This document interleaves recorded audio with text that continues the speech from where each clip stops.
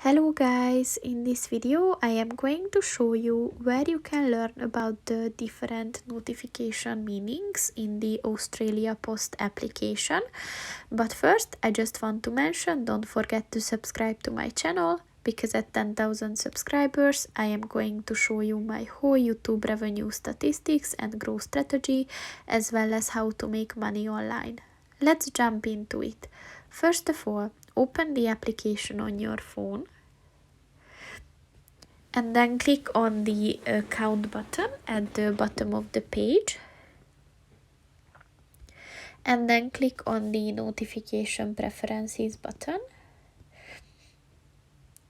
And as you can see, the app notifications are on, and there are different types of notifications that are currently enabled. So in order to learn about them, just click on the Learn About Notification Meanings button at the bottom of the page. And as you can see, here will be a very detailed description on what the different type of notifications mean. So if you're interested, you can read it here.